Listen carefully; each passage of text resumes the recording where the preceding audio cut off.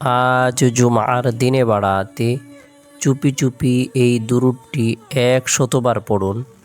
৯০ বছরের কবিরা গুনাহ মাফ হবে, ভাগ্য খুলে যাবে, দোয়া কবুল হবে। জুমার দিন সাপ্তাহিক সকল দিন থেকে শ্রেষ্ঠ দিন। জুমার দিন দোয়া কবুল হওয়ার দিন। জুমার দিন মুসলমানদের ভ্রাতৃত্ব বন্ধনের দিন। জুমার দিনে অথবা রাতে কোনো মুমিন মুসলমান যদি ইন্তেকাল করে মারা যায়, আল্লাহ পাক রব্বুল আলামিন তাকে শহীদি মর্যাদা প্রদান করবেন। আল্লাহ তাআলা তাকে ক্ষমা করে দেবেন। যে ব্যক্তি জুমার দিন গুরুত্ব সহকারে ইবাদত বন্দেগি করবে, রব্বুল আলামিনের দরবারে রুনাজারি করবে, তওবা ইস্তিগফারের আমল করবে, আল্লাহ তাআলা তার দোয়াকে কবুল করবেন, তার মনোবাসনাকে পূরণ করে দিবেন, তার ইচ্ছেগুলো, তার আশা আকাঙ্ক্ষাগুলো আল্লাহ তাআলা পূরণ করে দিবেন। জুমার দিনের গুরুত্বপূর্ণ কিছু আমল রয়েছে। কোনো ব্যক্তি যদি গুরুত্ব সহকারে সেই আমলগুলো করে, আল্লাহ তাআলা তার পদমর্যাদাকে বৃদ্ধি করে দিবেন, তাকে বিশেষ নিয়ামত প্রদান করবেন, বিশেষ ফজিলত দান করবেন।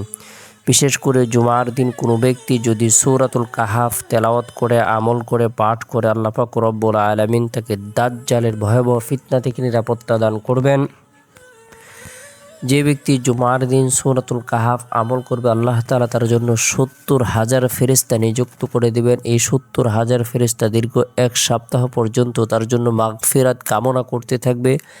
যে ব্যক্তি জুমার দিন সূরাতুল কাহাফ আমল করবে, তেলাওয়াত করবে, আল্লাহ পাক রব্বুল আলামিন তার ঈমানের মধ্যে এমন একটি নূর প্রদান করবেন, যে নূরটি দীর্ঘ ১ সপ্তাহ পর্যন্ত তার অন্তরের মধ্যে আলোকিত অবস্থায় থাকবে, চমকাইতে থাকবে। সুবহানাল্লাহ।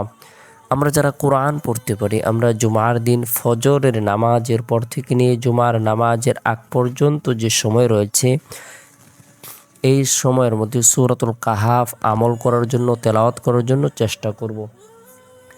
এরপরে জুমার দিন জুমার নামাজ সম্পূর্ণ করার পর, মা বোনেরা জোহরের নামাজ সম্পূর্ণ করার পর নিরিবিলি এক পরিবেশের মধ্যে বসে গুরুত্ব সহকারে গুনাহ মাফের উদ্দেশ্যে তওবার নিয়তে ১০০বার ইস্তিগফারের আমল করব। আস্তাগফিরুল্লাহাল্লাযী লা ইলাহা ইল্লা হুয়াল হাইয়ুল কাইয়্যুম ওয়া আতুবু ইলাইহি।